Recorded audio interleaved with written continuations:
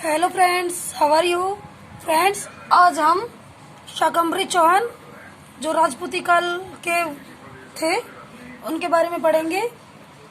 तो देखते हैं शाकंभरी चौहान। ये हमारे फ्रेंड्स राजस्थान जी के क्वेश्चन आंसर हैं चौहानों के बारे में, जो हमारे किसी भी कंपटीशन एग्जाम के लिए बहुत ही इम्पोर्टेंट है। तो देखते हैं शाकंभरी चौहान। चौहानों का मूल स्थान कौन सा था? सपाल दक्ष नागौर। कौन सा था? सपाल दक्ष नागौर। चौहानों की प्रथम राजधानी अहिछत्रपुर कौन सी थी? प्रथम राजधानी अहिछत्रपुर को माना था। इसमें मंदिर बनवाया था। किसका मंदिर बनवाया था? शाकंभरी माता का। किसका मंदिर बनवाया था? शाकंभरी माता का मंदिर बनवाया था। इसमें किसका मंदिर बनवाया था? शाकंभरी माता का। कहा जाता है कि वासुदेव चौहान ने सांबर झील का निर्माण कराया, पर ये एक प्राकृतिक झील है। अगर हम झील का निर्माण करवाते हैं तो क्या बोलते हैं? कृत्रिम झील। लेकिन यह एक प्राकृतिक झील है, लेकिन इसको माना जाता है कि सांबर झील का निर्माण वासुदेव चौहान ने करवाया है, जो सबसे ज्यादा नमक उत्पादन वाली झील है। आगे तीर्थों का मामा क्या कहलाता है? अजमेर। तीर्थों का मामा अजमेर में पुष्कर है, उसको तीर्थों का मामा बोलते हैं। तीर्थों का भांजा किसको बोलते हैं? मचकुंड धौलपुर में। भांजा मामा अजमेर में, भांजा धौलपुर के मचकुंड में।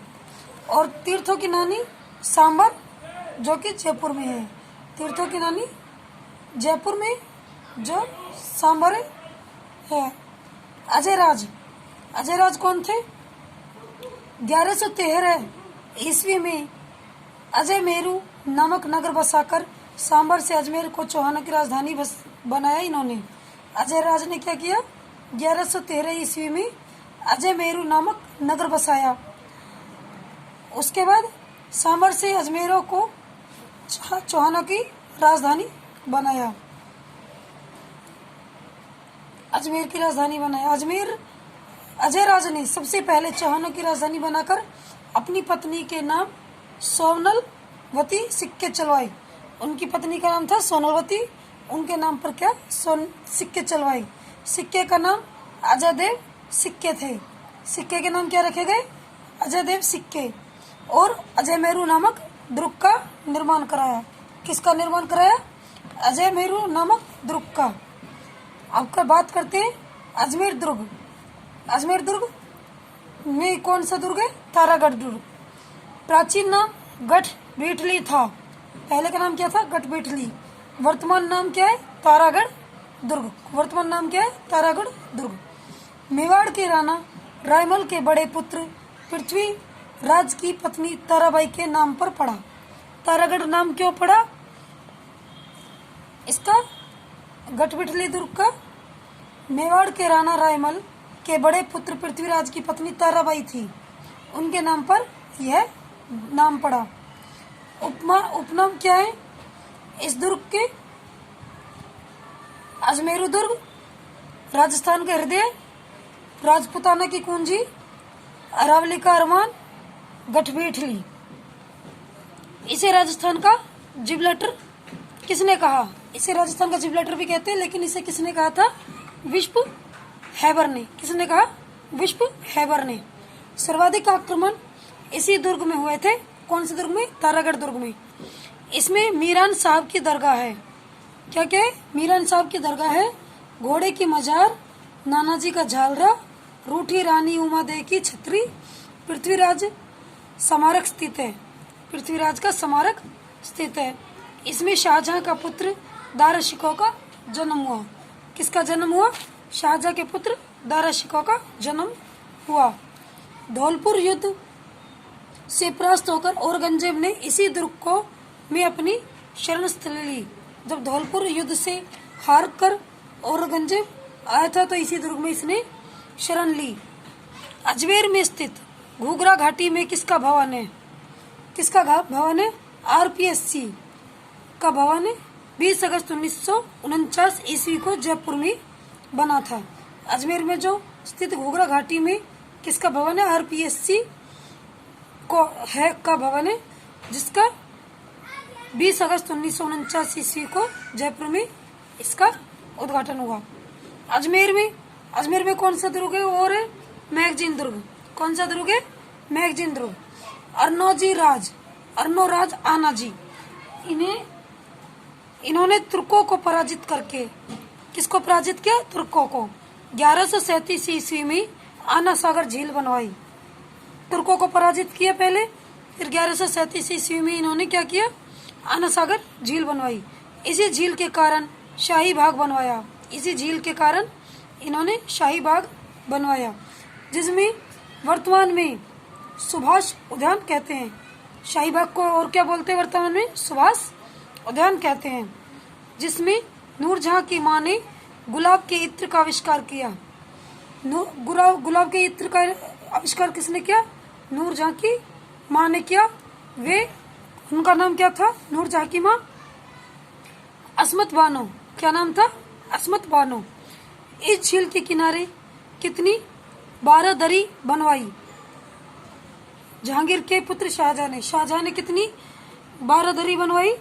तो इसमें 12 दरियां बनवाई थी।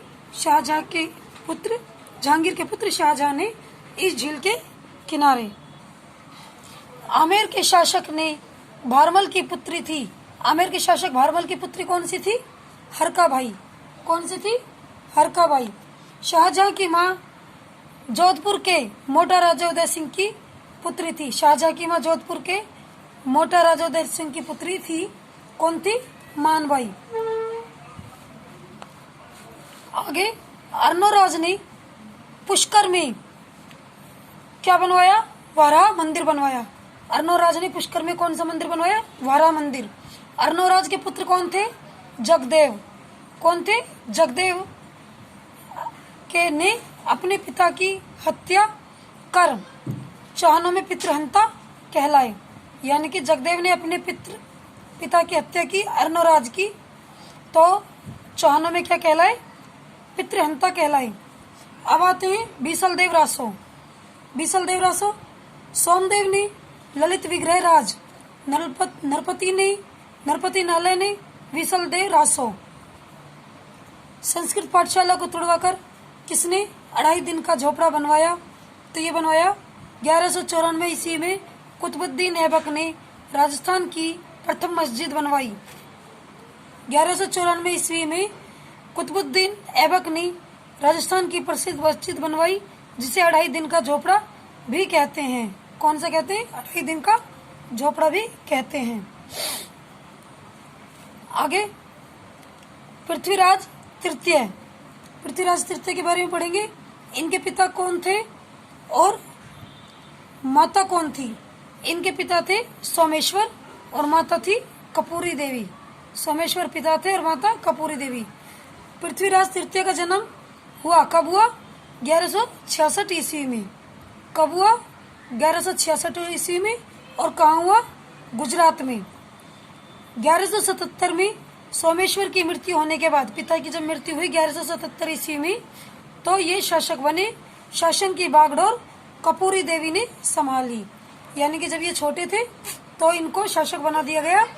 बचपन होने की वजह से इनकी बागडोर कपूरी देवी ने संभाली।